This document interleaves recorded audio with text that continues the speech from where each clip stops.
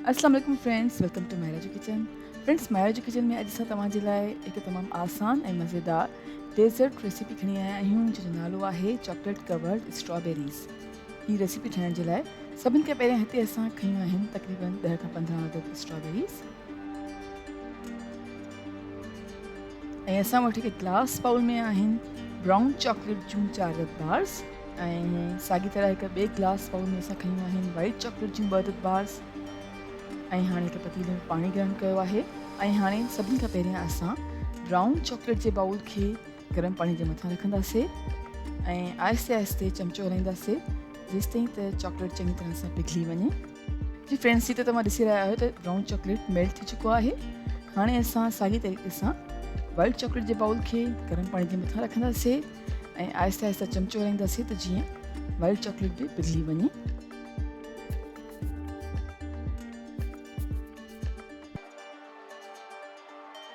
Friends, white chocolate भी पिघली चुको है। हाणे असां स्ट्रॉबेरीज़ खयूं आहिनि ऐं कुछ स्ट्रॉबेरीज़ खे असां ब्राउन चॉकलेट में डिप कंदासीं ऐं चङी तरह सां चॉकलेट सां कवर कंदासीं ऐं कुछ स्ट्रॉबेरीज़ खे असां वाइट चॉकलेट में डिप करे कवर कयूं था।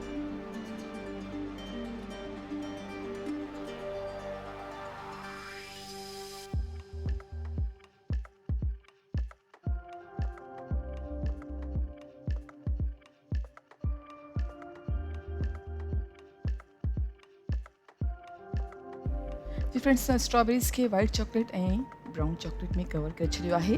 हाणे असां हिकु ट्रे में बेकिंग पेपर स्प्रेड कयो आहे ऐं स्ट्रॉबेरीज़ खे मथां रखियो आहे ऐं तक़रीबन 20 मिनट्स जे लाइ रेफ्रिजरेट कंदासीं।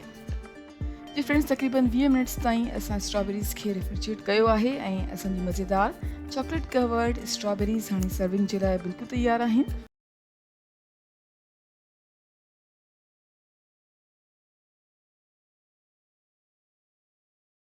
अस्सलाम वालेकुम फ्रेंड्स, वेलकम टू मायरा जो किचन।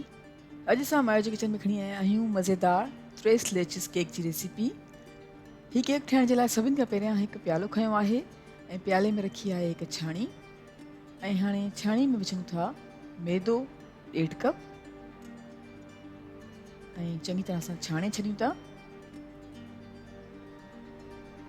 मैदे खे चङी तरह सां छाणियो आहे त हाणे प्याले में विझूं था लूणु 1/2 टीस्पून,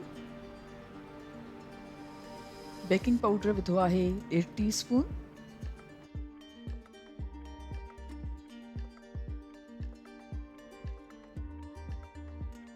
ऐं हाणे हिकु साइड ते मैदे वारे प्याले खे रखी छॾियूं था। हाणे असां हिकु ॿियो प्यालो खयो आहे ऐं उन में असां विझूं था 6 अदद अंडनि जी अछाण। असां 6 अदद अंडनि जी अछाण विधी आहे हिकु प्याले में ऐं बाक़ी ज़र्दी बची वई आहे त हिकु ॿिए कप में अंडनि जी ज़र्दी रखे छॾियूं था।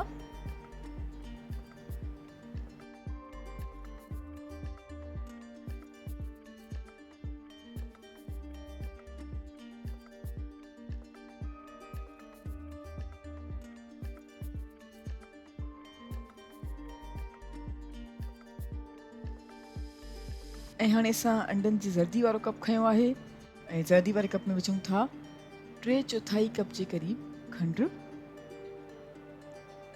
ऐं हाणे अंडनि जी ज़र्दी ऐं खंड खे चङी तरह सां विस्क कंदासीं, यानी एतिरो मिक्स कंदासीं ऐं फेंटींदासीं जो अंडनि जी ज़र्दी ऐं खंड फोमी थी वञे ऐं रंग तब्दील थी वञे। जी फ्रेंड्स, जीअं त तव्हां ॾिसी रहिया आहियो वीडियो में त असां अंडनि जी ज़र्दी ऐं खंड खे चङी तरह सां विस्क कयो आहे ऐं अंडनि जी ज़र्दी फोमी थी वई आहे ऐं रंग तब्दील थी वियो आहे। त हाणे असां हिन प्याले खे हिकु साइड ते रखूं था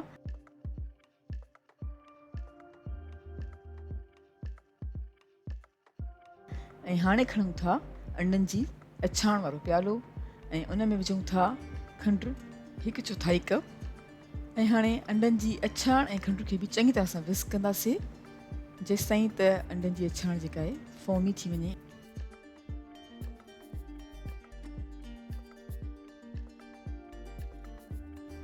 जी फ्रेंड्स, जीअं तव्हां ॾिसी रहिया आहियो त अंडनि जी अछाण खे बि असां चङी तरह सां विस्क करे छॾियो आहे ऐं हाणे हिन प्याले खे हिकु साइड ते रखे छॾियूं था ऐं हाणे अंडनि जी ज़र्दी वारो प्यालो खयो आहे ऐं उन में विझूं था खीर 1 कप ऐं वनीला एक्सट्रैक्ट विधो आहे 2 टीस्पून।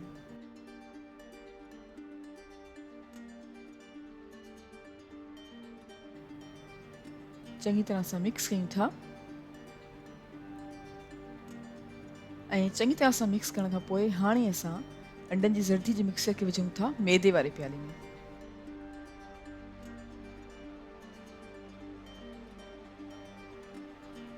अंडनि जी ज़र्दी खे मैदे वारे प्याले में विझी मैदे सां गॾु चङी तरह सां मिक्स कयूं था।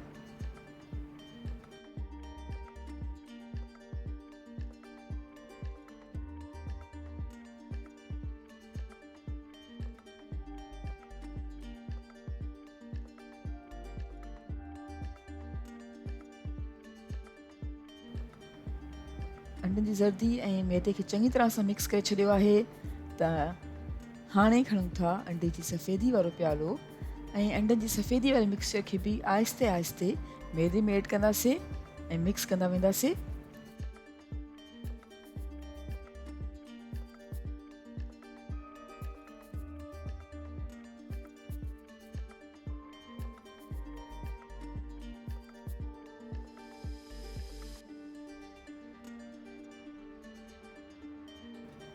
चङी तरह सां अंडे जी सफ़ेदी खे बि असां मैदे सां गॾु मिक्स करे छॾियो आहे। हाणे असां खयो आहे हिकु शीशे जो ट्रे ऐं ट्रे में असां तक़रीबन 1 टेबल स्पून जे क़रीब मखण खे विझी चङी तरह सां पूरे ट्रे ते फैलाए छॾियो आहे।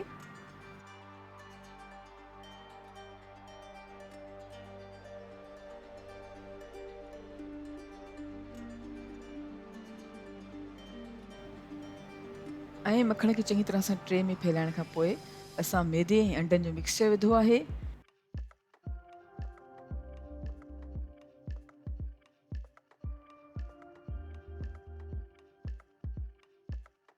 ऐं हाणे असां केक खे बेक कयूं था 350 फ़ारेनहाइट ते 30 मिनट्स जे लाइ।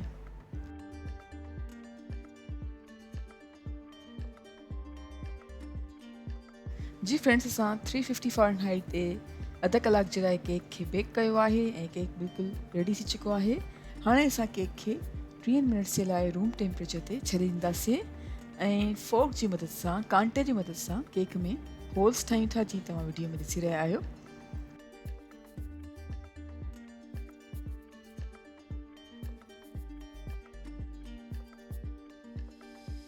हाणे असां खयो आहे हिकु कप ऐं कप में ऐड कयूं था कंडेंस्ड मिल्क 150 ग्राम्स।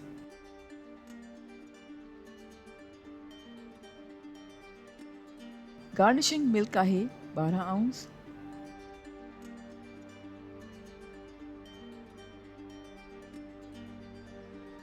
ऐं खीर विधो आहे 1/3 कप।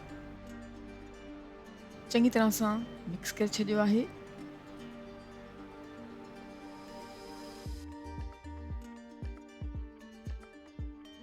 ऐं हाणे इन मिल्क जे मिक्सचर खे असां विझूं था केक जे मथां ऐं चङी तरह सां फैलाए छॾींदासीं। ऐं चङी तरह सां फैलाइण खां पोइ असां केक खे रखूं था फ्रिज में ऐं रेफ्रिजरेट कंदासीं पूरी राति जे लाइ। जी फ्रेंड्स, असां केक खे राति भर जे लाइ रेफ्रिजरेट करे छॾियो हुयो ऐं हाणे असां खयो आहे हिकु कप ऐं कप में विझूं था हेवी क्रीम 1.5 कप। खंडु विधी आहे 3 टीस्पून ऐं वनीला जो एसेंस आहे 1 टीस्पून। हेवी क्रीम, खंडु ऐं वनीला एसेंस खे चङी तरह सां विस्क कंदासीं।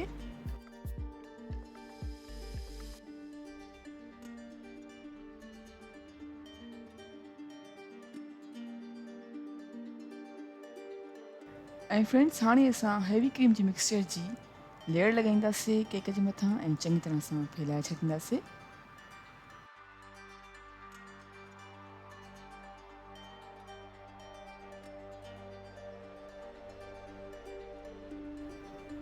ऐं चङी तरह सां फैलाइण खां पोइ असां गार्निश कयूं था स्ट्रॉबेरीज़ सां।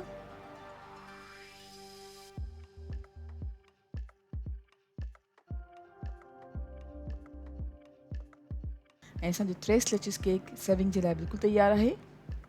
उमेद कयूं था तव्हांखे असांजी अॼु जी केक जी रेसिपी ज़रूरु पसंदि आई हूंदी। Thank you so much for watching. असांजी वीडियो खे लाइक कजो ऐं असांजे चैनल खे सब्सक्राइब ज़रूरु कयो तव्हां सां इंशाल्लाह मुलाक़ात थींदी हिकु ॿी वीडियो में। तेसिताईं अल्लाह हाफ़िज़।